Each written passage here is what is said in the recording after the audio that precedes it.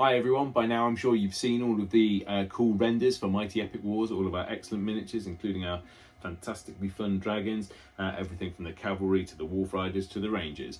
I'm just going to do a short video now. I'm going to outline some of the key mechanics of the game. I'm not going to run through the entirety of the rules, although I do feel it's quite simple, easy to pick up, and difficult to master. That's what they say about the best games, isn't it? So as you can see, all of the units, all of the infantry and cavalry units are arranged on basis of three, in terms of the infantry, you've got 2 rows on each base. So 2 rows on a base. We call them stands. So each stand, you have 3 of those to make up a unit. And the infantry and cavalry can travel in 2 formations. They can either be in line formation like this, or in column like this. In column, they can move 50% quicker. In line, they can obviously bring more of their arms to bear against the enemy. You can change formation once per turn in addition to your ordinary move. You move in a straight line, but you can pivot at any point once. Movement for the infantry is 6 inches, cavalry's 10 inches. I think the dragons are 10 inches as well. So you don't need a massive area to play on, particularly as the miniatures are so small. Now, one of the key unique mechanics for the game is how the turn sequence work, and this is always really important to me in a war game, because I'm not someone who likes to have one player moving all of their army and doing everything with all of their army while the other player stands around, gets bored, starts looking at their phone, goes outside to smoke, which is what always happens with my friends in Telford, or something like that. So it's a much more dynamic turn sequence. What happens is each player nominates one of their units and says, this is the unit that I want to fight with next. Then both players roll a dice, and you add the initiative of your chosen unit to the dice score. So let's see how that might work out. So the player for the elf army is saying, I'm going to use my dragon. I'm going to use my dragon, my Nobelon dragon. He's got an initiative of 5. The player for the Men of the North says, I want to use my Wolf Riders. They've got an initiative of 4. So they each roll a dice. The Elven player scored 2, adds 5 onto that, so has 7. But the Men of the North player rolled 4, adds 4 for his initiative onto that, so he gets to act with his Wolf Riders immediately. And let's just do a little imagine what they might do. So let's move them forward now. They've got a move of 8. They're going to move up there, and they're also just going to spread out so that they're in line formation. I've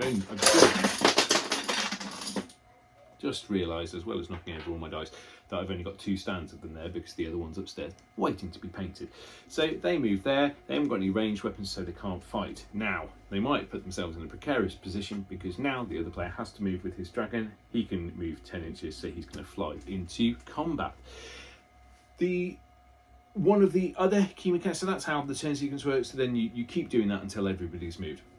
One of the other key mechanics is preferred enemies. So that means you get double attack dice against the army you're best at fighting. So let's say that the dragon had instead been able to get into combat with these archers here. The dragon gets double dice against the archers.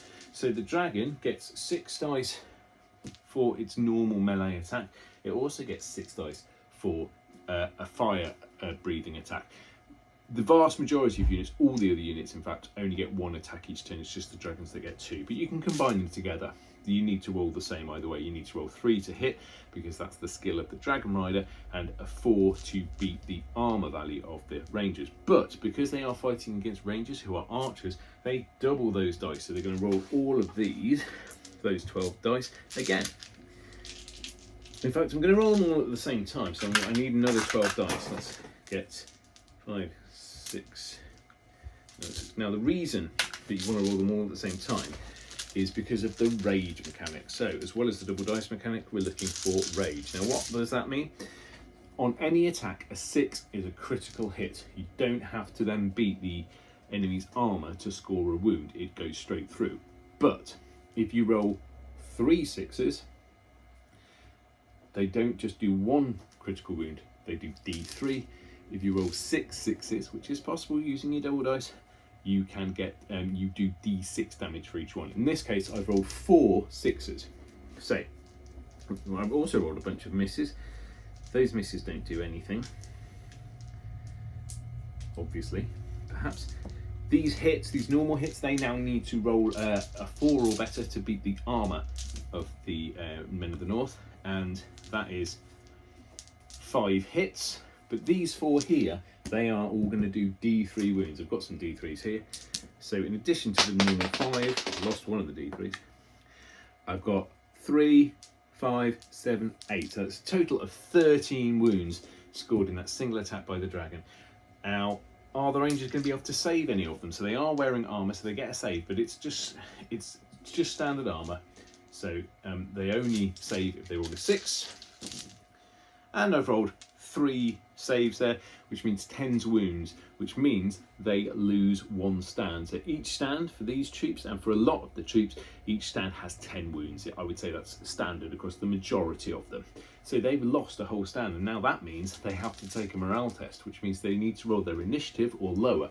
We already know their initiative is 4. We talked about that on the turn sequence, but they rolled a 5, and that means that D6 of them are going to run away. So 4 have run away. So you mark that this stand has lost 4 men. So running away is exactly the same as being killed, effectively, in that they've lost 4 men. So I'm going to use a D10 with a 6 on it, just to pop that there to indicate how much strength they've got left.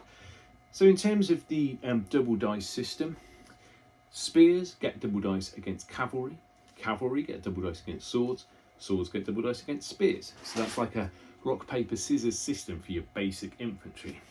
I've got ballistas here. They do double dice against anything large. So obviously the dragons we have at the moment and the mammoths I'm really hoping we're going to make soon. With the Men of the North, we did a couple of different things with the double dice. So the swordsmen, they still get double dice against spear as standard. With the wolves, we're giving them double dice when their unit is stronger than the unit they're fighting. So equal to or stronger. So if you've got 3 stands left and you're fighting an enemy that has 2, you get double dice. If you've got 2 stands left and you're fighting an enemy that's got 2, you get double dice. That only kicks in once the enemy has been weakened at all. And with the Rangers, we're giving them double dice if they won the initiative. So that is a really handy thing to have. If you try to use them, you win the initiative. So if the enemy's chosen someone with high initiative, maybe keep your Rangers back for a little while, because if they choose something with low initiative, like the Ballista, which only has an initiative of 1, and you win that, then you are going to get double dice on that fight. So those are some of the core mechanics, some of the unique mechanics. As I mentioned, the turn sequence, the double dice system, and the rage system. In addition to that, we have unique spells. In this case, just the elves. The Men of the North haven't got any sorcerers as yet, but again, let's see if we can change that by making loads of money on the Kickstarter and getting some new stuff sculpted. Those, as I say, are the basics. I'll put the stats somewhere, and I'm hoping to get the rules up online.